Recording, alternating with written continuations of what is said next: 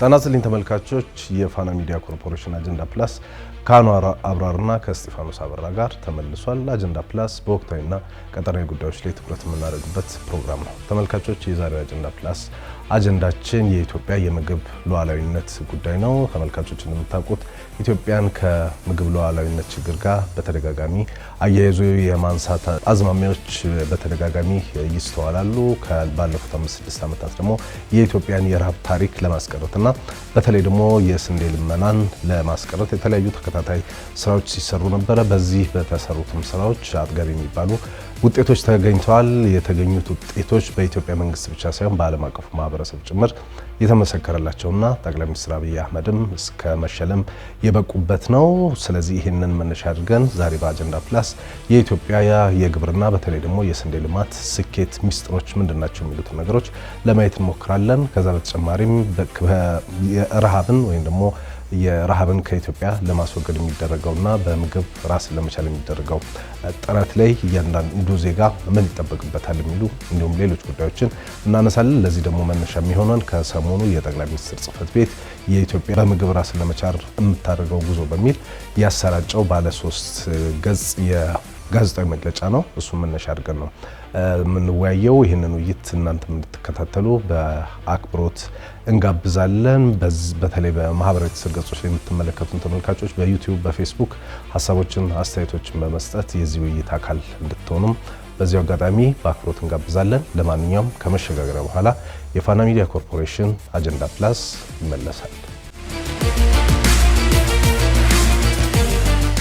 አጀንዳ ፕላስ ተመልሷል። ተመልካቾች በፋና ሚዲያ ኮርፖሬሽን ላይ ነው እየተከታተላችሁን የምትገኙት። የኢትዮጵያ የምግብ ራስን ለመቻል የምታደርገው ጥረት በተለይ ባለፉት 5-6 ዓመታት የተገኙ ስኬቶችን የተመለከተ ውይይት እናደርጋለን። ይህንን ውይይት እንድትከታተሉ እንደዚሁም በሀሳቦችን አስተያየቶችን በመስጠት የውይይቱ አካል እንድትሆኑ በአክብሮት እንጋብዛለን። አንዋር እንዴት ነህ? ሰላም ስቲፋኖስ። ሁሉ ሰላም አለን። ከሰሞኑ የጠቅላይ ሚኒስትር ጽሕፈት ቤት ያሰራጨው አንድ ዘለግ ያለ 3 ገጽ 4 ገጽ የሚሆን መረጃ ነበር። እሱ ላይ በተለይ ከኢትዮጵያ የምግብ ሉዓላዊነት ከስንዴ ጋር የተገናኙትን ነገሮች ነው የምናነሳው።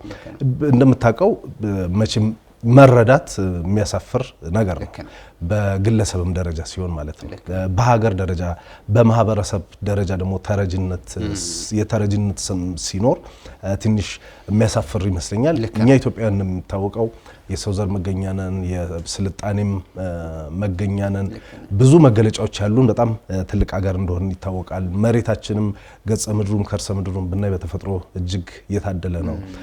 ታሪካችንንም ብናይ ባህላችንንም ብናይ በጣም ውብ ነው። ከትላንት አባቶቻችን የወረስነው በጣም የጀግንነትና ነፃነትን የወረስን ህዝቦችም እንደሆንም ይታወቃል። እኛ ታሪካችንን እንዲህ ብለን እንግለጽ እንጂ ሌሎች ኢትዮጵያ ሲባል ብዙ ጊዜ አያይዘው የሚገልጹን ከረሃብና ከእንደዚህ አይነት ነገሮች ጋር በተገናኘ ነው። ረሃብ የኛ ሀገር ብቻ አይደለም። ዓለም ላይ ብዙ ሀገሮች የተራቡ ሀገሮች አሉ። አውሮፓን ብንወስድ እነ አየርላንድ በረሃብ ብዙ ሚሊዮን የሚቆጠሩ ሰዎች አልቀውባቸዋል። የነ ዶናልድ ትራምፕ አያት ቅድመ አያቶች እሱን ድርቅ ሽሽት የሄዱ እንደሆኑ ይታወቃል። በቻይና በጣም በተለይ በ1930ዎቹ 40ዎቹ በጣም አስከፊ ድርቅ ነበረ። የሩሲያ፣ ዩክሬን፣ ካዛኪስታን አካባቢ እስከ 5-10 ሚሊዮን ህዝብ ያለቀባቸው ትልልቅ ድርቆች ነበሩ። ሌሎችም አካባቢዎች ነበሩ። እኛ ጋም በተለያየ አጋጣሚዎች ድርቅ ተከስቷል። ነገር ግን አሁንም ኢትዮጵያን ከድርቅና ከረሃብ ከምግብ ተረጅነት ጋር ያይዞ ለመግለጽ አሁንም ሲሞከር እንመለከታለን። ነገር ግን ባለፉት 5-6 ዓመታት ይሄንን ታሪክ መቀየር አለብን የሚል አንድ የሆነ ሽፍት መጥቷል እና እኔ የተገኙ ስኬቶች ምናምን ብቻ ሳይሆኑ በመጀመሪያ ደረጃ ራሱ ኢትዮጵያና ረሃብ፣ ኢትዮጵያና የምግብ ተረጅነት የሚለውን ነገር ለመቀየር የተኬደበት ነገር እንደ ትልቅ ስኬት ይመስለኛልና እስቲ ከሱ እንነሳና መግለጫው ላይ የተነሱትን ነገሮች ደግሞ እናንሳቸው። ትልቅ ትንታኔና ትልቅ ውይይት የሚፈልግ ነገር እንደሆነ ይሰማኛል። በኢትዮጵያ የፖለቲካል ኢኮኖሚ ጉዟችን ውስጥ በሚዲያም እንደ ዜጋም እንደ ማህበረሰብም የተረጅነትን ጉዳይ ወይ ደግሞ በምግብ ራስን መቻል የሚባለው ርዕሰ ጉዳይ ላይ በተደጋጋሚ ያወራን አይመስለኝም። መነጋገር ያለብን ይመስለኛል። ከኛ ጋር የተለየ አይደለም። በኢትዮጵያ የተለያየ መንግስታት ሲመጡ ሲሄዱ የተለያየ መንግስታት ሐሳባቸውን ሲያነሱ ሲጥሉ ሁሉም ላይ የሚጣበቀው የሚመጣው በምግብ ራስን መቻል የሚባል ጉዳይ ነው። ተረጂነት የሚባለው እሳቤ ነው ያስባሉ። አይ ቲንክ ይሄንን ጉዳይ ሜንስትሪም ወሬ ማድረግ አለብን ብዬ አምናለሁ። በጣም ደግሞ ቁርጠኛ የሆነ ይሄን ለመቀየር ደግሞ ያለመ መንግስት እንደሚያስፈልግ ይታሰባል። እንደዚህ ሲባል ኢትዮጵያዊ ሁሉ ከጀግንነቱ ጋር ይሄ አብሮ መሰለፍ እንዳለበት ይታመናል። ነገር ግን በዚህ ርዕሰ ጉዳይ ላይ እንደ ዜጋም እንደ ሀገርም በተደጋጋሚ ኮስተር ብለን የምር የእንቅጭቅጯን ግን ተነጋግረናል ብዬ አላምንም። ለምንድን ነው መንግስታት ከኢትዮጵያ መንግስታት ሲቀያየሩም ሳይቀያየሩም ከድህነትና ከረሃብ ጋር በጣም የሚያሳስሩን? የሆነ ዘመን ከተከሰተ እሱ የማይቀየር ነገር ነው ወይ? እሱን የመቀየር ኃላፊነት የትኛው ነው? እሱን መመርመር ያለብን ይመስለኛል። ይሄ ጉዳይ በተደጋጋሚ በተነሳ ቁጥር የርዕስ በተነሳ ጊዜ በተደጋጋሚ የሚነሳው የቶማስ ሳንካራ አባባል ነው አይደል? የመገበህ ይቆጣጠራል። አይ ቲንክ ይሄ የዓለም ፍልስፍና መሆን ጀምሯል። የፖለቲካል ኢኮኖሚ የሚመራው ዓለም በመገብኳቸው ወይ ደግሞ በረዷቸው ቁጥር የኔን ርዕዮተ ዓለም የኔን ህልም ይኖራሉ እንጂ የነሱን ህልም አይኖሩም የሚል ከባድ ትንታኔ እንዳለ ይታወቃል። ቀኝ መገዛት ከቀኝ መገዛት መለየት ቀጥሎ የመጣው ተረጂነት እንደ ጥሩ ስትራቴጂ አድርገው ነው ዓለም ኦፕሬት ያደርገው ተብሎ ይታሰባል። ቀደም ብለ የጠቃቀስካቸው የኛ ጀግንነት በጣም ብዙ ነገር ላይ ይቀረዋል። አባቶቻችን ጀግኖቻችን ያስረከቡልን ሀገር ነፃ የሆነ የማይረዳ የነበረ ሀገር በፍጹም በጀግንነቱና በሉዓላዊነቱ የማይደራደር ሀገር እንደነበረ ይታወቃል። ነገር ግን ከጊዜ ወደ ጊዜ ቀስ እያለ ወደ አላስፈላጊ ቀኝ አዙር የተረጂነትና በጣም መጥፎ የምግብ ራስን ያለመቻል ችግር ውስጥ ነው የገባ ነውና ይህንን ጉዳይ በደንብ መታሰብ አለበት ያምናል። ብዙ ስቃዩም ያለው ይመስለኛል። ይቅርታ አቋረጥኩ። ለምሳሌ ሪቻርድ ፓንክረስን ፋሚን ኢትዮጵያ በተደጋጋሚ ያወጧቸውን ጽሁፎች ከተመለከት እሳቸው ፐርሰናሊ ሄደው የሚያዩቸው አካባቢዎች ነበሩ። ለምሳሌ ትግራይ፣ ወሎ በረሃብ በተከሰተበት ጊዜ ሌሎች አካባቢዎችም እንግዲህ ሄደው እዛ ጋር የተመለከቷቸውና የጻፏቸው ሪፖርቶችን ስትመለከት ረሃብ ምን ያክል አጸያፊ ነገር እንደሆነ ምን ያክል ለስነ ልቦና ጭምር የሚከብድ ነገር እንደሆነ እንመለከታለን። ያ አካባቢ ብቻ ሳይሆን በሀገራችን እንግዲህ በተለይ ከዚህ ከአየር ንብረት ለውጥ ጋር በምናም በተገናኘ ሶማሌም ብንሄድ አፋርም ብንሄድ የተለያዩ አካባቢዎችም ብንሄድ ረሃብ ሲከሰት እንመለከታለን። ድርቅ ሲከሰት እንመለከታለን። ድርቅ ለምን ተከሰተ አይባልም። እንግዲህ ከሪቻርድ ፓንክረስት ቀጥሎ ደግሞ በተለይ የኢትዮጵያ የረሃብ መንስኤና መፍትሄዎች ላይ ብዙ ጽሁፍ የጻፉት ፕሮፌሰር መስፍን ወልደማርያም ናቸው። እሳቸው ሩራል ቨልነራቢሊቲ የሚል ጽሁፍ አላቸው። ጥናት እና ተጋላጭነት ከህንዳ ካልተሳሳትኩ ነው የማስተርስ ኦር እንደዚህ የቴሲስ የሰሩበት ጉዳይ ነውና እዛ ላይ ብዙ የኢትዮጵያን ድርቆች እና የተከሰቱን ድርቆች ላይ ተከታታይ ጥናቶችን ካደረጉ በኋላ ኢትዮጵያ ውስጥ የሚከሰተው ድርቅ ምክንያቱ ፖለቲካል ነው። የኢትዮጵያ ውስጥ የሚከሰተው ችጋርና ድርቅ ዋነኛው መንስኤ የተሳሳተ የመንግስታት ፖሊሲ ነው የሚል ነገር ያነሳሉ። እንደ መፍትሄም የሚያስቀምጡት የመንግስት ፖሊሲ ሲስተካከል ኢትዮጵያን መለወጥ አለብኝ፣ የኢትዮጵያን የረሃብ ታሪክ መለወጥ አለብኝ የሚል ስርዓት በመጣ ጊዜ የኢትዮጵያ የረሃብ ታሪክ ይቀየራል የሚል ነገር ደጋግሞ ሲያነሱ ነበርና ባለፉት 5-6 ዓመታት እነሱ የተጀመሩ ይመስለኛል። እርግጥ በኃይለ ሥላሴም በደርግም በኢህአዴግም ግብርናውን ለማዘመን እንደዚህ የተሞከሩ ነገሮች ነበሩ። አሁን ግን በተጨባጭ ብዙ ርቀት የተሄደ ይመስለኛል። በጣም በርካታ ጉዞ እንደተጓዘን ይገመታል። ጠቅለል ብሎ ግን የዓለም የምግብና የመረዳት ጉዞዎችና ታሪኮች ግን በጣም አስቀያሚ እንደሆኑ ይታወቃል። ከኢትዮጵያ ጋር የኢትዮጵያን የምንድነው የንግስናና የኢትዮጵያን ታሪክ የሚመጥን ጉዞ እንዳልሆነ ይታወቃል። ቀደም ብለን እንደጠቀስከው ፕሮፌሰር መስፍን እንደሚያነሱት የፖሊሲ ጉዳያችን ብዙ ጣጣ ውስጥ ነው የከተተን። አሁን ደግሞ ዓለም ወደ ሌላ ዓለም እየተቀየረ እንደሆነ እናያለን። አሁን በዓለም ትሬንድ ወይ ደግሞ በዓለም አዝማሚያ ሁኔታ በደንብ ካስተዋልከው በምግብ ራስን መቻል የሚባለው ርዕሰ ጉዳይ ከሀገራዊ ደህንነት እኩል የምግብ ደህንነት ትልቅ የሀገራዊ ደህንነት ስጋት ተደርጎ መታሰብ ጀምሯል። ሁልጊዜም ይታሰባል።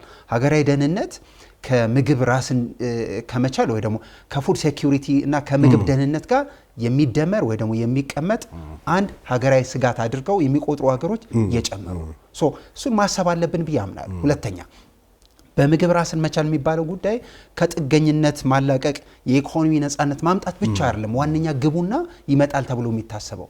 አንደኛው የፖለቲካ ነጻነት ያመጣል። የፖለቲካ ነጻነት በምግብና በምግብ ራስን መቻል የሚባለው ጉዳይ ማንም ሀገር ያንተን የፖለቲካ ርዕዮት እንዳይቀይረው ማድረግ ይቻላል ተብሎ ይታሰባል። ሁለተኛው ርዕዮት ዓለምህን በነጻነት በምትፈልገው መንገድ እንድትሄድ ያግዛል። ሶስተኛው የፖሊሲ ነጻነት ያመጣል። እነዚህ ሶስቱ ጉዳዮች ከጥገኝነት ራስን መላቀቅና ራስን በምግብ መቻል የሚባለው ርዕሰ ጉዳይ የሚያተርፍልህ ትልቁ ነገር ነው። እዚሁ ላይ የሚጨመረው በምግብ ራስን የመቻል ጉዳይ ማህበረሰብን በምግብ ራሱን እንዲችል ካረከው በምግብ ራሱን እንደሚችል እርግጠኛ የሚያደርግ በቂ ሀብት እንዳለ ካመንክ እና እሱን ወደ ተግባር ካመጣኸው አንድ ዓለም ላይ የሚያመጣልህ ትልቁ ትርፍ የመደራደር አቅምህን ይጨምረዋል። ሁልጊዜም ተረጂ ያለመሆን የመደራደር አቅም ይጨምራል። ማንም ሰው እየተረዳ እደራደራለሁ ሊል አይችልም። ጉልበቱም አቅሙም ፖሊሲውም አይኖረውም ተብሎ ይታመናል። እነዚህ ሁሉ ጉዳዮች መታሰብ አለባቸው። በዓለም ላይ ከፍተኛ የእርዳታ ጉዳዮችን ካስተዋልካቸውና በማደግ ላይ ላሉ ሀገሮች እጅ ጥምዘዛ የሚመጣው እርዳታ ነው። ከእርዳታም ተነጥሎ ደግሞ የምግብ እርዳታ ትልቅ ሮል አለው። ከምግብና ከምግብ ጋር ያለው እርዳታ በጣም አደገኛ ነው። ለዚህ ነው እነዚህ ሁሉ ሲሰበሰቡ እርዳታን መቋቋም የምትችልበት አዲስ አይነት የፖሊሲ ሽፍት ያስፈልጋል። እስከዛሬ የመጣንበት 50 ዓመት የመጣንበት የፖለቲካ መንገድ አይ ቲንክ ከእርዳታ አላላቀቀንም። ምን ያስፈልጋል? አዲስ አይነት ፖሊሲ ያመጣል። አዲስ አይነት ፖሊሲን ስትተገብር 3 በጣም መሰረታዊ ነገር ታገኛለህ። አንደኛው የመደራደር አቅምን ከምዕራብ አገሮች ጋር ወይ ደግሞ ከሚረዱ ሀገሮች ጋር ትከሻ መለካካት ትጀምራለህ። ማንም ሀገር ፖሊሲውን አንተ ላይ መጫን ያቆማል። ሁለተኛው ኢኮኖሚ ጠንካራ ሲሆን ሀገርህን ራስን ስትችል የፖለቲካ ባህልህና የሀገር ውስጥ ፖለቲካ ቀስ እያለ ወደ መረጋጋት ነው የሚመጣው። ከተረጂነት ስትላቀቅ ኢኮኖሚ ይጠነክራል። ኢኮኖሚ ሲጠነክር የሀገር ፖለቲካው ስርዓት ይይዛል። የሀገር ፖለቲካው ጠንክሮ ኢኮኖሚ ሲጠነክር መጀመሪያ አፍሪካ ውስጥ ተሰሚነት ይጨምራል። ሁለተኛ ቀጠናው ላይ የውሳኔ ሀሳብ አቅራቢ ትሆናለህ። አይ ቲንክ እሱን መንገድ ለመጀመር እየሞከር ነው ብያ ምንም ጥያቄ የለውም። ይሄ ደግሞ ሌሎች የሚሄዱበት ነው። ጥሩ ምሳሌ የምትሆነው ሩቅ ምስራቅ ላይ ቻይናና ኮሪያን በዚህ ማንሳት የምንችል ይመስለኛል። የዛሬ 67 ዓመት ኮሪያን እንደምናውቀው በእርስ በርስ ጦርነት ውስጥ ነው የነበሩት። ኢትዮጵያን እነሱን በሰላም ማስከበር ተልዕኮ ብቻ ሳይሆን ስንደግፍ የነበረው እርዳታም ይሰጥ ነበር። በ67 ዓመታት በፊት ከፍተኛ ምግብ እርዳታ ከዓለም ላይ ከሚያገኙ ሀገሮች መካከል አንደኛውም ራሷ ኮሪያ እንደነበረች ይታወቃል። ቻይናም በተመሳሳይ መንገድ እርዳታ ትቀበል ነበረ።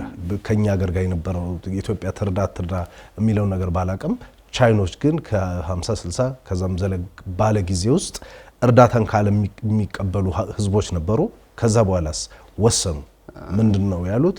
ከዚህ በኋላ እርዳታ ይበቃናል የሚል አይነት ነገር ውስጥ ገቡ።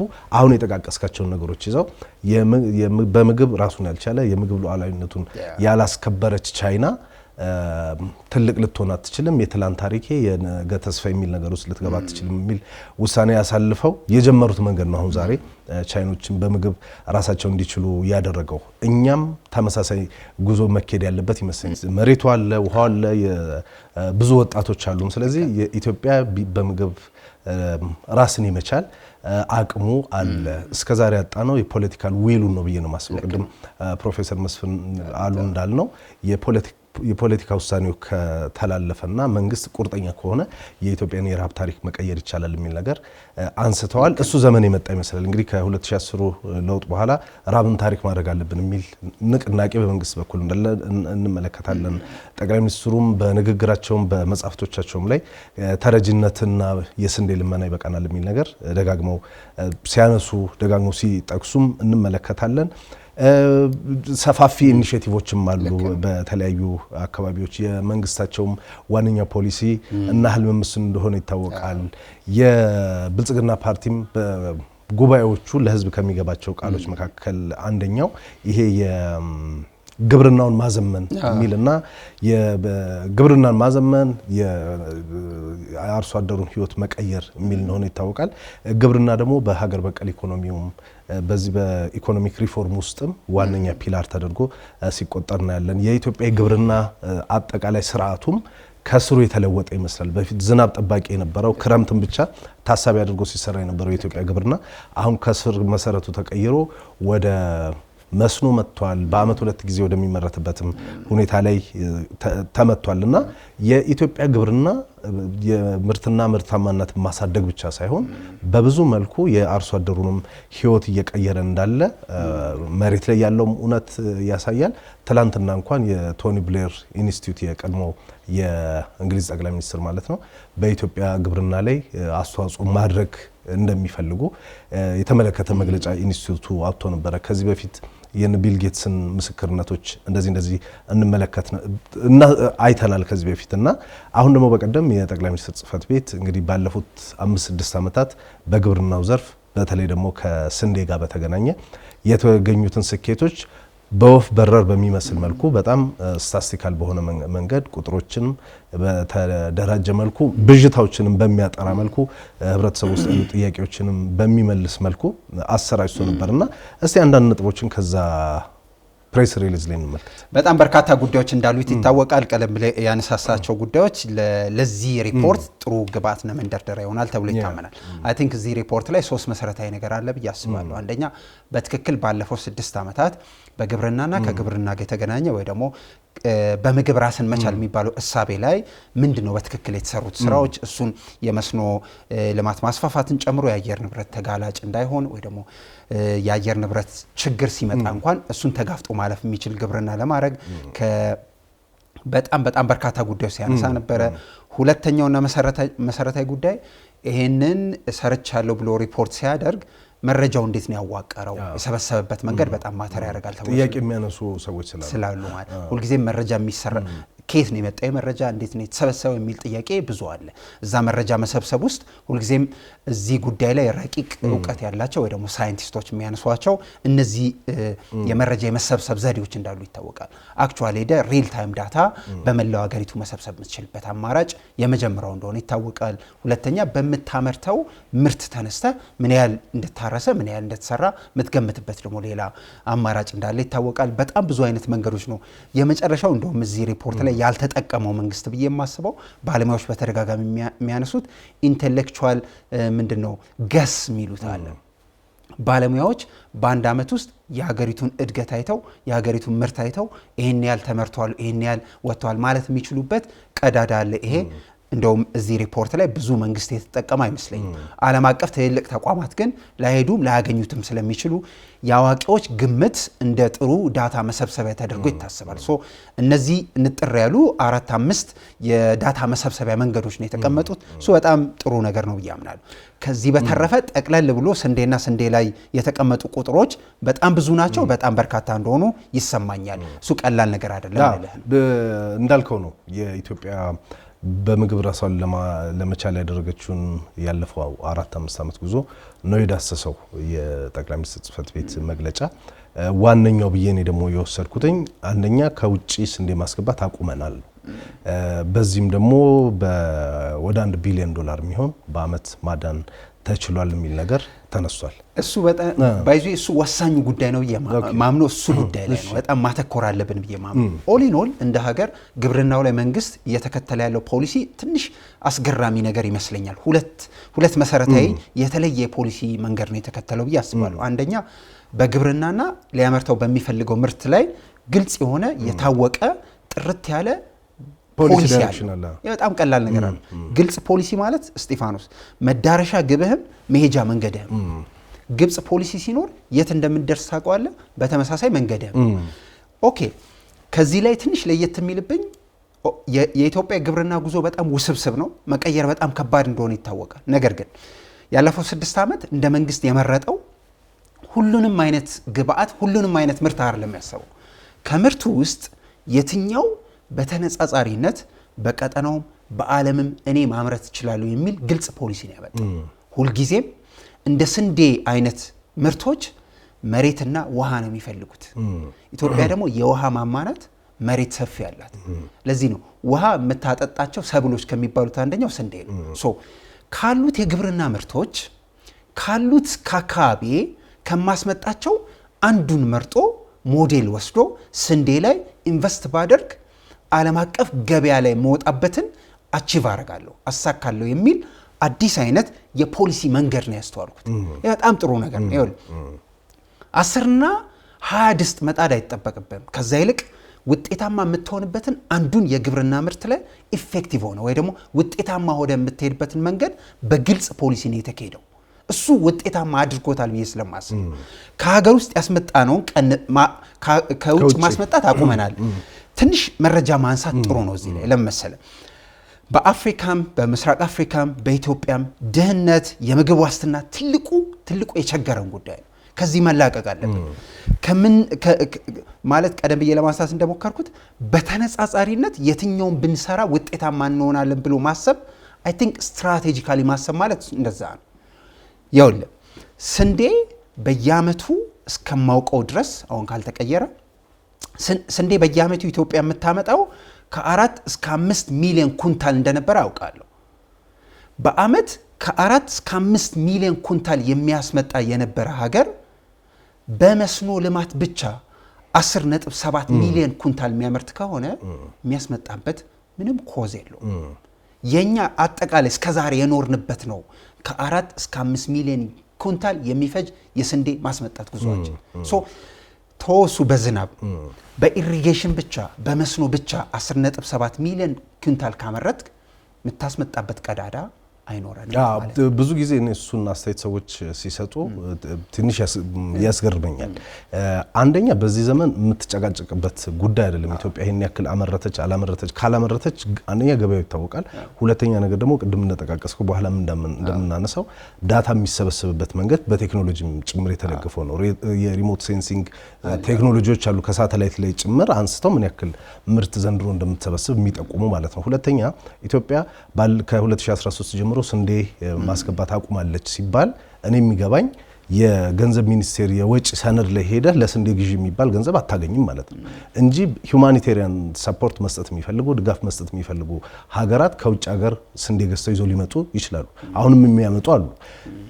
የእርዳታ ኢንዱስትሪ ደግሞ ራሱን የቻለ ከዚህ በፊት የሎርድስ ኦፍ ፖቨርቲ ተብሎ የሚገለጸው ኮንሰፕት አለ። እርዳታ የሚሰጡ ሰዎች እርዳታ ሲሰጡ ስንዴ ከአንተ ገበያ ላይ ገዝተው መስጠት የማይፈልጉ አገሮች አሉ። ለምን? የራሳቸውን አርሶ አደር መጥቀም ይፈልጋሉ። በማጓጓዝ ሂደት ውስጥ ከዚህ ከገዙ በጣም ውስብስብ ነገሮች አሉ። ስታጓጉዝ ራሱ ለመርከብ የምታወጣው ምናምን እዛ ውስጥ እየተቀናነሰ ብዙ ነገሮች አሉ። የዩኤስኤድ በቀደም ዶናልድ ትራምፕ መዝጋታቸው ይታወቃል። ከዚህ በፊት የነበሩት ዳይሬክተር ሳማንታ ፓወር አሁን በሙስና እንደዚህ ሀብት አላቸው እንደዚህ እየተባለ ሲነገር እየሰማን ነው ሰሞኑንና እርዳታ ራሱን የቻለ ፖለቲካ ነው። በውስጡም ብዙ ነገሮች አሉ። ስለዚህ ኢትዮጵያ ከውጭ ስንዴ መግዛት አቁማለች ሲባል ከውጭ ስንዴ አይገባም ማለት አይደለም። በኢትዮጵያ ምንድነው የገንዘብ ሚኒስቴር የወጭ ዝርዝር ውስጥ ለስንዴ ለነዳጅ ይወጣል፣ ለማዳበሪያ ይወጣል፣ ለመድኃኒት ይወጣል። ለስንዴ የሚባል ግን ያለፉት 3 ዓመታት ላይ የለም ነው ኮንሰፕቱ። እሱን እንኳን ማመን ባትፈልግ እሱን እንኳን ማመን ባትችል አጠቃላይ ኢትዮጵያ እስከዛሬ በየአመቱ የምታስመጣውን ስንዴ አደባባይ ላይ ማየት የሚቻል ይመስላል። ዓለም ስንዴ ኢንተርናሽናል ኮሞዲቲ ነው ወይ ደግሞ ዓለም አቀፍ ገበያ ላይ የምታቀርበው ምርት ነው።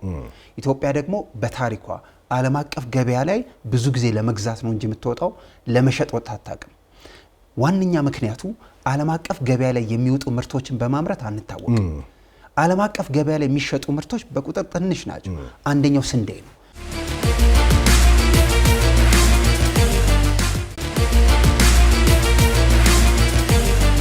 ስንዴን ዓለም አቀፍ ገበያ ላይ አውጥተን እንኳን ለመሸጥ በጣም የምንቸገረው የዓለም የንግድ ስርዓት የተዛባ ነው። የዓለም የንግድ ስርዓት የሚዛባው በዓለም የንግድ ማህበር አማካይነት ነው። ወርልድ ትሬድ ኦርጋናይዜሽን ወይ ደግሞ የዓለም የንግድ ማህበር የሚባለው የራሱ ህግ አለው፣ አሰራር አለው፣ ቅደም ተከተል አለው። ድንገት ስንዴ ብዙ ስላመረትክ ልሽጥ ብለህ ብትመጣ አይሰራም። መጀመሪያ አባል መሆን አለብህ። ሁለተኛ አባል ሀገራቱ ያወጡትን ህግ ማክበር አለብህ።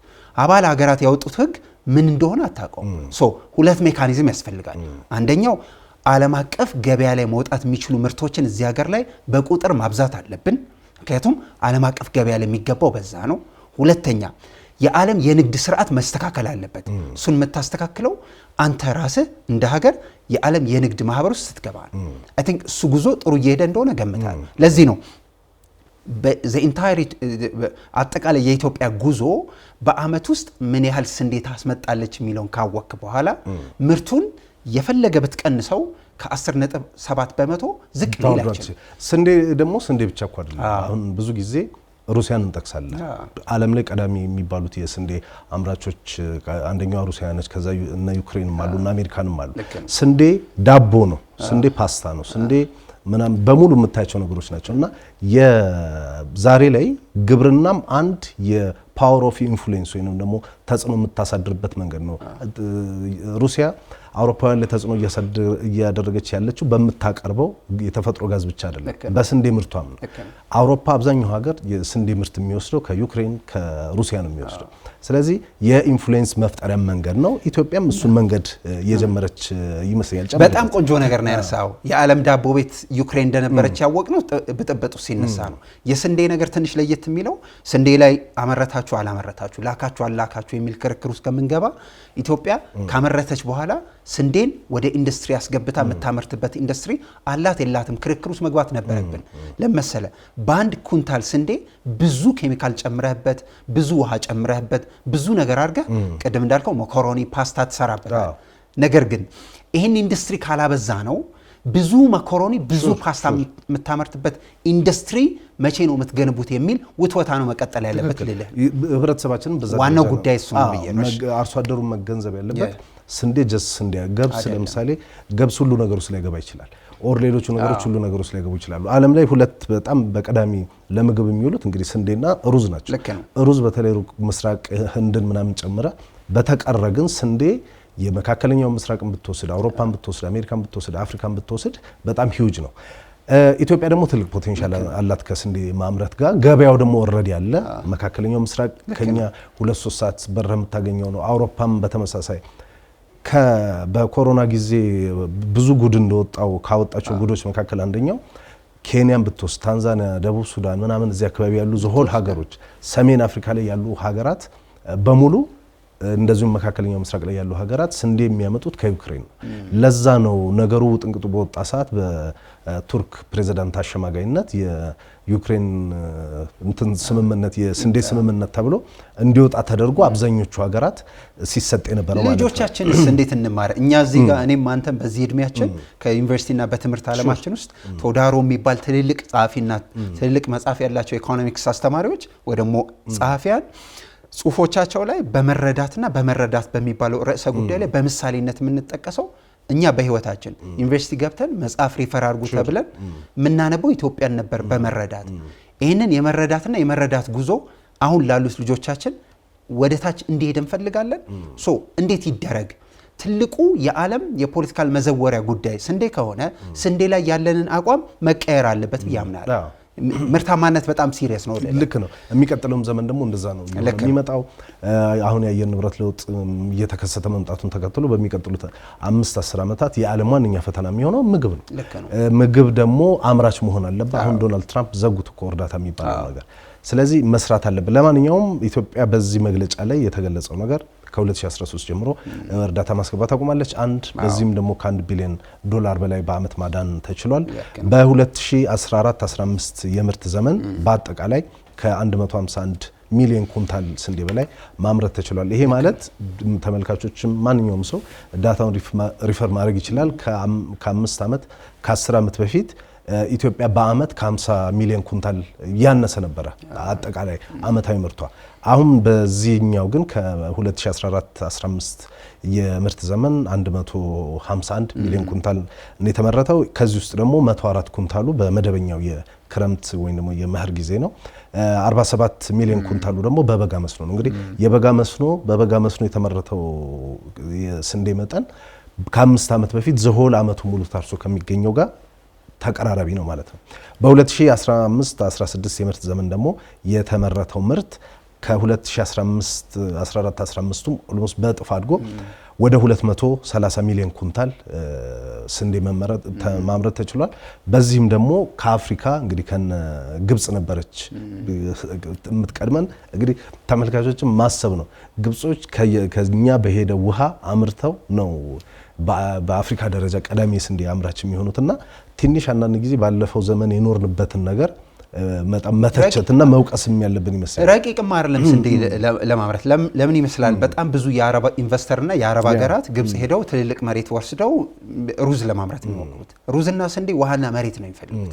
ለዚህ ነው ውሃ ብቻ እየጠጡ የሚያድጉ ሁለቱ ምርቶች የአረብ ሀገራት እዚህ ሀገር ላይ ብዙ መሬት አለ አርሰው ዘርተው የሚያጭሩበት ነገር ማመቻቸት በጣም ያስፈልጋል። ለዚህ ነው እነዚህ ሁለት ምርቶች ወይ ደግሞ እንደዚህ አይነት ጉዳዮች እና እንደዚህ አይነት ምርቶች ስትራቴጂክ ጉድስ ወይ ደግሞ ስትራቴጂክ ሸቀጦች ተብለው የሚታሰቡት።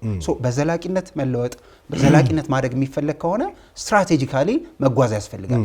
እዚህ ጉዳይና እዚህ ጉዳይ ላይ ክሪቲካል በጣም መረር ያለ በጣም ኮስተር ያለና በተለየ አይን መሞገት መንግስትን ግን ያስፈልጋል። ዋናው ጥያቄው ይሄ ምርትና ይሄ ጉዞ ወደ ኢንዱስትሪ shift እንዲያደርግ ወይ ደግሞ እንዲለወጥ የማድረግ ደግሞ ኃላፊነት ያለብን እኛ ነን ብዬ ልክ ነው። ልክ በህዳሴው ግድብ ሰርተን ስንጨርስ ዓለም ላይ ተጽዕኖ ፈጣሪ ወይ ደግሞ ቀጠናው ላይ ተጽዕኖ ፈጣሪነታችን ይጨምራል ብለን እንዳልነው በመጪው ዘመን ደግሞ ኢትዮጵያ በቀጠናው ብቻ ሳይሆን በአፍሪካም ብቻ ሳይሆን በዓለም አቀፍ ደረጃ ተደማጭ የሆነች ተጽዕኖ ፈጣሪ ሀገር ማድረግ እንድንችል ከሚያደርጉን ፖቴንሻሎች መካከል አንደኛው ግብርና በተለይ ደግሞ ስንዴ አካባቢ ያለው ነገር ነው። የተጀመረው ነገሮች አሉ።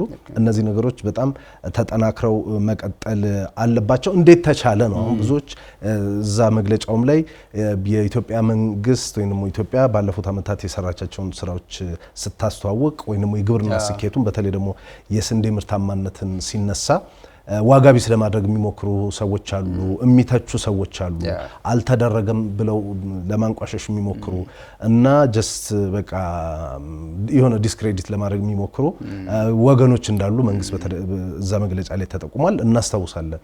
ልክ ኢትዮጵያ ስንዴ ኤክስፖርት ማድረግ ጀመረች ተብሎ ሲነገር ወይንም ጠቅላይ ሚኒስትሩም ፋው በተሸለሙበት ጊዜ የሚዲያ ጋጋታው በአንድ ጊዜ የመጣው ከዩክሬን የተነሳ መርከብ ስንዴ ጭኖ እንደዚህ እየተባለ ከኢትዮጵያ ጋር ብቻ ስኬቶቹን የሆነ እንትን ለማድረግ ሲሞከር እናስታውሳለን። ነገር ግን ይሄ የመንግስትንም ቁርጠኝነት ያዳከመው አይመስለኝም። በዋናነት ደግሞ ይሄ የአርሶ አደሩ ስኬት ነው፣ የግብርና ባለሙያዎች ስኬት ነው ብዬ ነው የማስበውና እንዴት ተቻለ ለሚለው መግለጫው 3-4 ነገሮችን በዋናነት ያነሳል። አንደኛው የመስኖ መስፋፋት ነው። መስኖ ኢትዮጵያ ውስጥ የተስፋፋ መስኖ እንዳልነበረ እናስታውሳለን። በእርሻ በተለይ በስንዴ የማናቃቸው እነ ሶማሌ ክልልን እና አፋር ክልል፣ ቤኒሻንጉል፣ ሌሎቹ ጋርም ስንሄድ አሁን ስንዴ በስፋት በተለይ በመስኖ እየለማ ነው። ባለፈውም እዚህ ፕሮግራም ላይ እያነሳ ነው ይመስለኛል የዚህ ምንድነው የሶማሌ ክልል የተመረቀውን ፕሮጀክት ጠቅላይ ሚኒስትሩ የመረቁት። ሌላው ደግሞ የተሻሻሉ የስንዴ ዝርያዎችን መጠቀም መቻሉ ለዚህ ስኬት እውን መሆን ውጤት እንዳመጣ ቢጠቁማል መግለጫው። ሌላው ደግሞ ዘመናዊ የእርሻ ዘዴና ዘመናዊ የአስተራረስ ዘዴን በተለይ ይሄ ኩታ ገጠም እንደዚህ ተብሎ የተደረገውን ነገር እንደሆነ ይጠቁማልና ከመቻላችን እንግዲህ በጣም ትልቅ ቁጥር ነው። ቅድም እንዳልነው ከ50 ሚሊዮን ከ10 ዓመት በፊት 50-60 ሚሊዮን እናመርት የነበርን ሀገር አሁን ባለፉት 3-4 ዓመታት በተሰሩ ስራዎች እንግዲህ በ2015-16 የምርት ዘመን ከ230 ሚሊዮን ኩንታል በላይ ስንዴ ማምረት ለኢትዮጵያ ተአምር የሚባል ይመስለኛል። እና እንዴት ነው ይሄን የቻልነው? መግለጫው ላይ ምን ይላል የሚሉትን እንጨምርና እያጠቃለልን እንግዲህ አጠቃላይ የፖሊሲ ስህተት ነበር ወደ ፖሊሲ ማስተካከያ መንገድ የተወሰደ ይመስለኛል። እዚህ ጉዳይ ላይ በጣም ሲሪየስ ወይ ደግሞ ኮስተር ያለ አቋም ያለው አስተዳደር በመጣ ቁጥር ይሄ ሊመጣ እንደሚችል ይገመታል። በምግብና በምግብ ራስን መቻል የሚባለው ጉዳይ ካሉት ነገሮች ውስጥ በቀላሉ ማምረት የምንችለው ወይ ደግሞ በተነጻጻሪነት ከብዙ ሀገሮችና ከብዙ ቦታዎች የተለየ ነገር መስራት የምንችልበት ስንዴ ላይ ከነበረና ከሆነ እሱ ላይ ስትራቴጂካሊ ረጅም ጊዜ መሄድ እንችላለን፣ ስትራቴጂካሊ ሀገሩንም ቀጠናውን መቀየር ይቻላል የሚል ኮስተር ያለ አቋም ያለው አስተዳደር የመጣ ቀን እንደዚህ እንደሚሆን ይታሰባል። ሁለተኛ በምግብ ራስን መቻል የሚባሉ ጉዳዮች ላይ ወሳኙና ትልቁ የፖለቲካ ጉዳዮቻችን እንዳይረብሽ ያግዘናል። ሁለተኛው የኢኮኖሚ ማደግ የሚባለው ነገር እያንዳንዱ ሰው ህይወት ላይ ተጽዕኖ ማሳደር ይቻላል ተብሎ ይታሰባል። ስለዚህ ፖለቲካውንም ኢኮኖሚውን መቀየር የሚፈልግ ስትራቴጂካሊ ማሰብ የሚችል መሪና ማስተንተን የሚችል አስተዳደር የመጣ ቀን ሊቀየር እንደሚችል ይገመታል ብዬ አስባለሁ። ሁለተኛው በሀገር ውስጥ ማምረት ትልቁ የቤት ስራው እንደሆነ ይታወቃል። ሀ ብሎ ግብርናን ሲጀመር ሀ ብሎ የግብርናን ጉዳይ መቀየር ሲታሰብ መጀመሪያና ትልቁ የተቀመጠው ፖሊሲ ግሪን ኢኮኖሚ ወይ ደግሞ አረንጓዴ ፖሊሲ የሚባለው ጠቅላላ የኢትዮጵያን ግብርና ሴክተር የቀየረ ይመስለኛል። ናው ግሪን ኢኮኖሚ ሁሉም ቦታ ላይ ነው ያለው። አሁን የምናወራቸው ምርቶች በሙሉ ከግሪን ኢኮኖሚ ጋር የተገናኙ ናቸው። ግሪን የሚባለው ጉዳይ ዝናብ ይዞ ይመጣል። ዝናብን ባይኖር ያለውን ውሃ መጠቀም ይቻላል። ጠቅለል ብሎ ሀገሩ በማምረት ብቻ መቀየር ይችላል። ያኔ ግጭት ራሱ መቀነስ ይችላል የሚል እሳቤ ያለ። ያኔ ማምረት ሰላም እንደሚያመጣ ይታወቃል። ሰላም እንደሚፈልግም ይታወቃል። ሶ ሁለቱን ጉዳይ በደንብ ያሰበ ነው ያስባል። በእነዚህ አይነት ጉዞዎች ውስጥ ግን አንደኛውና በጣም ወሳኙ ብዬ የማስበው ስትራቴጂካሊ በሚሄድበት መንገድ ያስቀመጣቸው ግቦች እንዳሉ ይታወቃሉ። እነዚህ ግቦችን ማሳካት እንዳለበት ይታሰባል። አንደኛ ስትራቴጂካሊ ያስቀመጥከውን ግብ ማሳካት የሚባለውን ጉዳይ ለኢትዮጵያ እንደ ትልቅ የፕሮጀክት ጉዞ ማጠናቀቂያ መሆን ከጀመረ ቆይቷል። እንደ ሀገር የተጀመረ ፕሮጀክት እንዳይቆም ኮስተር ያለ አስተዳደር መጥቷል። እሱ ጥሩ ነገር ነው። ስንዴም ላይ በዛ መጠን ነው የተጓዙት ብዬ አስባለሁ። ለዚህ ነው ግቡን ማሳካት አለብን። ስንዴ ዓለም አቀፍ ሸቀጥ ነው። ስንዴ ከዓለም አቀፍ ፖለቲካ ይነጥለናል። ስንዴ ከተረጂነት ይገላግለናል የሚል ኮስተር ያለ አቋም ያለው ግቡ ግልጽ የሆነ ነገር ሲቀመጥ እሱን ለማሳካት ደግሞ የሚችል አስተዳደርና ፕሮጀክት መጨረስ የሚችል መሪ ካለ ቀላል ነው ብዬ አስባለሁ። ሁለተኛው ያንን ያሳካውን ደግሞ ግብ በጣም መሰረታዊ ጉዳይ ዘላቂ ተከታታይ ማድረግ ይጠበቅበታል። እሱ ያመጣው ትርፍ ነው ብዬ አስባለሁ። ተከታታይነት ደግሞ እንዲሁ ተከታታይ ብቻ መሆን የለበትም። ተከታታይነት የተሻሻለ ተከታታይነት መሆን አለበት። አይ ቲንክ በዚህ ሁሉ ጉዞ ውስጥ ነው የመጣው እነዚህ ጉዞዎች ብዬ አስባለሁ። ናው እነዚህ ሁሉ ነገሮች ሲመጡ አይ ቲንክ እንደ ሀገርም እንደ መንግስትም ከቅርብ ጊዜ ወዲህ ኮስተር ብለን የምንነጋገርባቸው ጉዳዮች ስንዴ ከሆነና በምግብ ራስን መቻል የሚባል ርዕሰ ጉዳይ ከመጣ እንደ አስተዳደር በአደባባይ አይበለው እንጂ እንደ መሪ በአደባባይ አይነገር እንጂ ራስን መቻል የህልውና ጥያቄ ነው እያለ ነው ብዬ አምናለሁ። ሁል ጊዜም በምግብ ራስን መቻል በቀዳሚነት የደህንነት ጉዳይ ነው። በምግብ ራስን መቻል የህልውና ጥያቄ ነው። ልክ እንደሱ ስታረገው ራሱ ከመንግስት ጀምሮ እንደ ሀገር ናሬሽኑ ትርክቱ እየተቀየረ ሄዳል። ያኔ ነው በሁለት እግሩ መቆም የቻለው ያምናል። ሁል ጊዜም ይባላል አንድ ሀገር አንድ መንግስት ዜጋውን መመገብ የቻለ ቀን ሉዓላዊነቱን አስጠበቀ ይባላል። ኢትዮጵያውያን ደግሞ ሉዓላዊነት ማስጠበቅ ላይ አንታማም። ሶ አይ ቲንክ እነዚህ ሁሉ ጉዟችን ብዙ ያተረፉልን ይመስለኛል። በእነዚህ አይነት ጉዟችን ውስጥ ብዙ ቅድም እንዳልከው ብዙ አሉታዊ ነገር ይነሳል፣ ብዙ አላስፈላጊ ነገሮች ይነሳሉ። የሱ መሰረታዊ ስህተት ብዬ የማምነው አንደኛው መልማት መበልጸግ ማደግ የሚባለው ጉዳይ ላይ በስርዓቱ ኮሚዩኒኬት ከስርዓቱ ከዜጋና ከመንግስት ጋር ከሀገርና ከኢንተርናሽናል ሚዲያ ጋር የነበረን ኮሚኒኬሽን ደካማ ነው። የተሰራውን ስራ በጣም በሚገባው ልክ ኮሚኒኬት አድርገናል ብዬ አላምንም። ሁለተኛው የመረጃ ፍሰት በጣም ደካማ ከሆኑባቸው ሀገሮች ይሄ ሀገር እሱ ያመጣው ጣጣ ብዙ ነው። እነዚህ ሁሉ ሲሰበሰቡ አንደኛው የዚህ ሀገር የአየር ንብረት ለውጥ እንዳይታወክ በበላይነት ሲሰሩ ነበር። ሁለተኛ የፖለቲካል ግጭት ይህንን የልማት ጉዞ እንዳያደናቅፍ ብዙ ስራ ለመስራት ሞክረዋል። ሶስተኛ የገጠርና ከተማ ትስስሩን አጠንክረውታል። እነዚህ ነገሮች ብዙ አትርፈዋል። መጨረሻ ላይ ግን በግብርና ዘርፍ ላይ መሰራት ያለባቸው በግብርና ዘርፍ ላይ በጥንቃቄ አሁንም በተከታታይነት እንዲሄድ ካስፈለገ መታየት ያለባቸው የተወሰኑ ነገሮች ላንሳል። አንደኛው ከተለመደው በተለየ ሁኔታ ኢትዮጵያ 3 እና 4 ጊዜ ማምረት የምትችልበት ዘመን እየመጣ ነው። እሱን በተከታታይ በጥሩ ቁጥጥርና ስኬት ካልተኬደ በስተቀር አሁንም ሊደናቀፍ ይችላል ብዬ አስባለሁ። ናው በበጋ እጁን አጣጥፎ የሚቀመጥ ሰው በበጋ ጾሙን የሚያድር መሬት እንዳይኖር ያስፈልጋል። ካልሆነ በምግብ ራስን መቻል መረዳት የሚባለውን ነገር ማሸነፍ አንችልም። ሁለተኛ አሲዳማ መሬቶች እዚህ ሀገር ላይ ከጊዜ ወደ ጊዜ ጨምረው ነበረ። እሱ መታከም አለበት፣ ካልሆነ ምርቱ አይመጣም። ሶስተኛ በብዙ ጠውረድ የሚመጡ ደግሞ የግብአት አቅርቦቶች አሉ። እነዚህ ውጤታማ በሆነ ሁኔታ ሳይረከረክ ሳይሰረቅ ውጤታማ መሆን አለበት። ካልሆነ መቀጠል ይችላል። እሱን ካላደረግን ለውጥ ማምጣት አንችልም። እኔ ደግሞ አንድ ነገር ልጨምርልኝ ለማጠቃለል እንዲመች። ይኸውልህ የግብርና ዘርፍ በመንግስት ብቻ መሰራት አለበት ብዬ አላስብም። የግብርና ዘርፍ በዘላቂነት በምግብ ራስን መቻል ካታሰበና በዘላቂነት ይህንን ጉዳይ ዓለም አቀፍ ተጽዕኖ ፈጣሪያችንን ሶፍት ፓወራችንን ያመጣል ተብሎ ከታመነ የግል ዘርፉ መግባት አለበት። የግል ዘርፉ ገብቶ ሜካናይዜሽን ካልሆነ ልክ የስኬቶቹ ላይ መዛጋ ሲነሳ አይተ ከሆነ አንደኛ ቅድም እንዳልከው ስንዴ አሁን ስንዴ ብቻ አይደለም የዲፕሎማሲ ተጽዕኖ የማሳደር አቅም እንደሆነ ከሌሎች ሀገሮች መማር አለብን።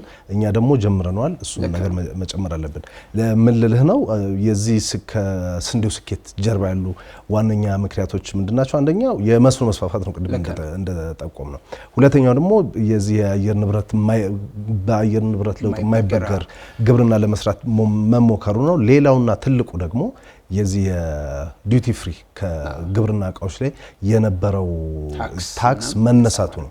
ከ400 በላይ የሚሆኑ የግብርና ግብአቶች ታክስ ኤግዘምት እንዲደረግ መንግስት ተወስኗል። ከዛ በተጨማሪ ደግሞ የህግና የፖሊሲ ማሻሻያዎች ለምሳሌ ፋይናንስ ዘርፉ ላይ የባንክ ምናምን አካባቢ ብድሮች የሚመቻቹበት ስራዎች ተሰርተዋል። ከዛ ደግሞ የዚህ የዘር ጉዳይም የምርጥ ዘር ጉዳይም በፊት መንግስት ብቻ የያዘውን አሁን በአንዳንዶቹ አካባቢዎች ላይ የግሉም ሴክተር እንዲገባበት መደረጉ ኦቨርኦል ግብርናው እንዲለወጥ አድርጓል። ሌላውና ትልቁ ደግሞ እንደ ፍላግሺፕ ፕሮጀክት ወይም ደግሞ አሁን የስንዴን ጉዳይ መንግስት የያዘው ልክ እንደ ህዳሴ ግድብ ነው። በቃ ህዳሴ ግድብ መጨረስ አለብን እንዳለ ሁሉ የስንዴን ማሳካት አለብን የሚለው ጉዳይ ሌላኛው ነው።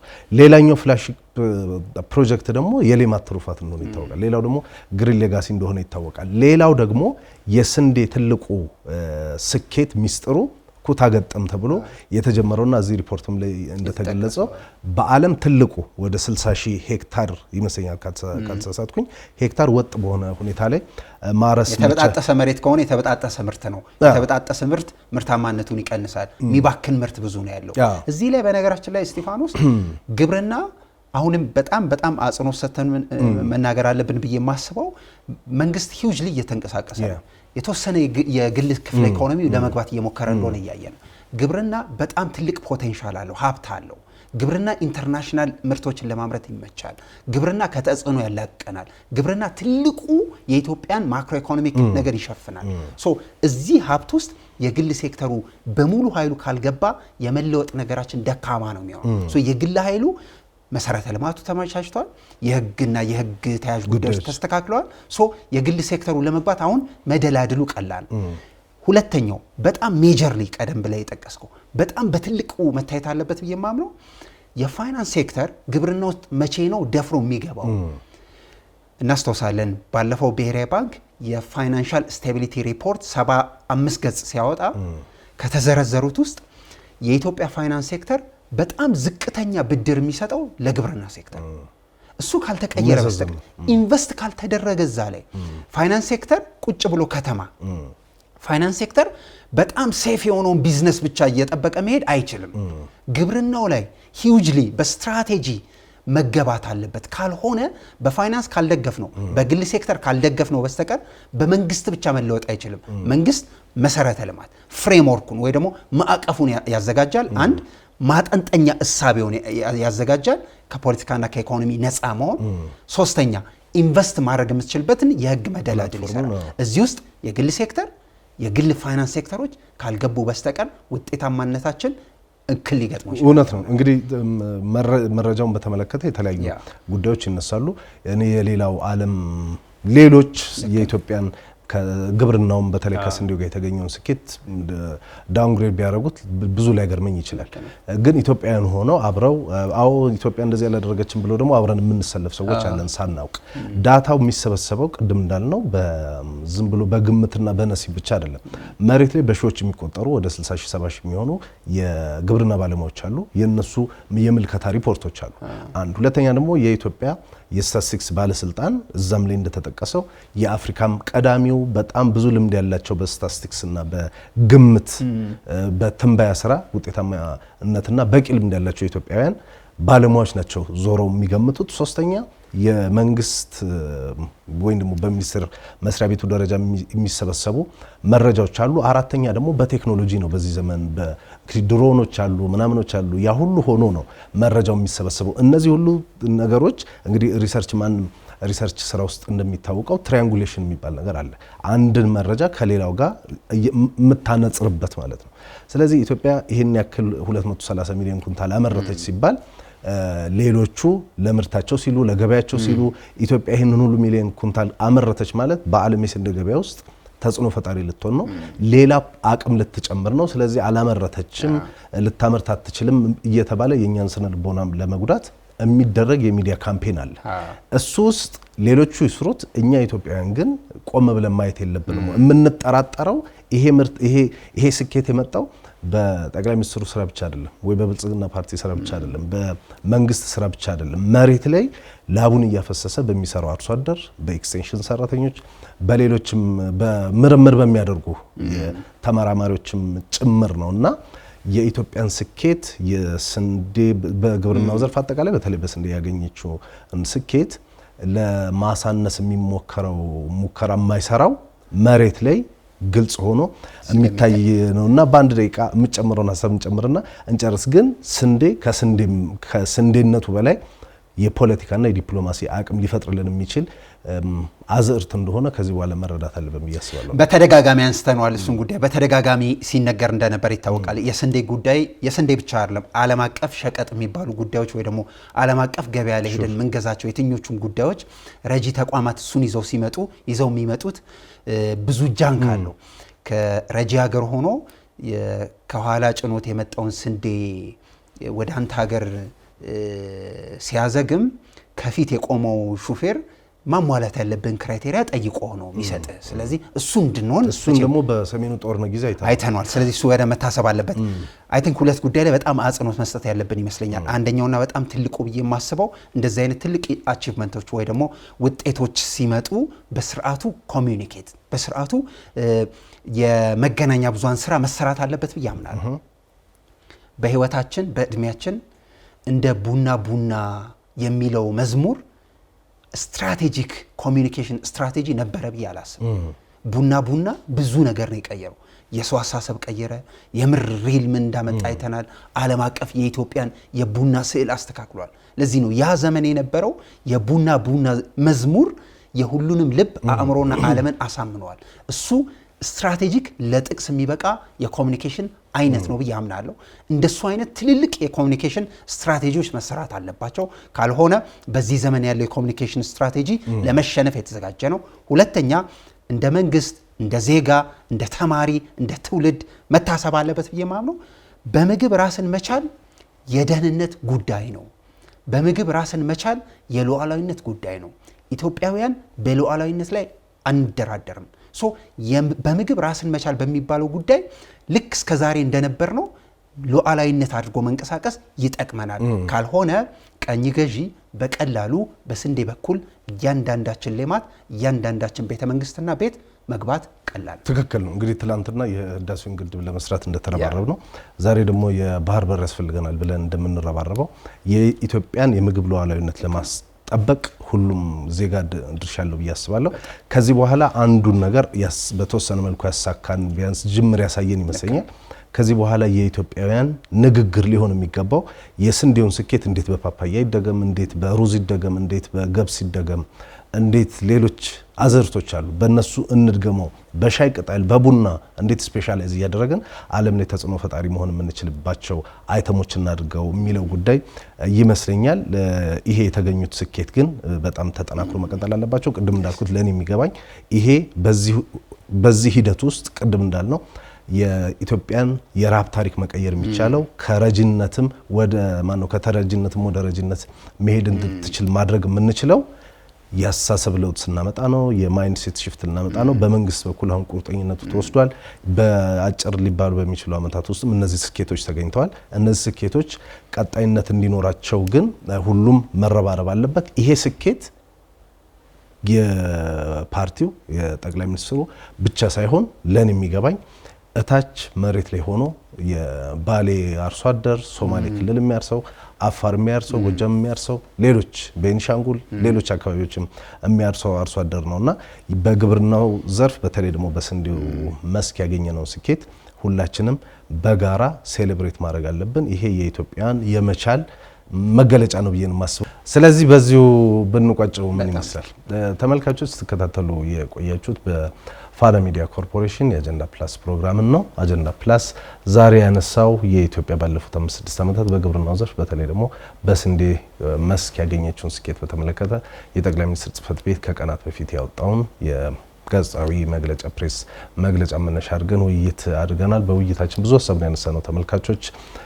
ስለዚህ እናንተም በዛ ላይ ሀሳብ መስጠት ትችላላችሁ። በተለይ በምግብ ራስን ከመቻል ጋር በተገናኘ ምን አይነት ነገሮችን መስራት እንዳለብን ሀሳቦች ያላችሁ ተመልካቾች ብትሰጡን ለፕሮግራማችን አካል እናደርጋችኋለን። ለማንኛውም በድጋሚ አብራችሁን ስለቆያችሁ እናመሰግናለን። አንዋር አብራርና እስጢፋኖስ አበራ ነበር በዚህ ውይይት ላይ የተሳተፍነው። በድጋሚ አብራችሁ ስለቆያችሁ እናመሰግናለን። የፋና ሚዲያ ኮርፖሬሽን አጀንዳ ፕላስ በሚቀጥለው ሳምንት በሌላ አጀንዳ ይመለሳል።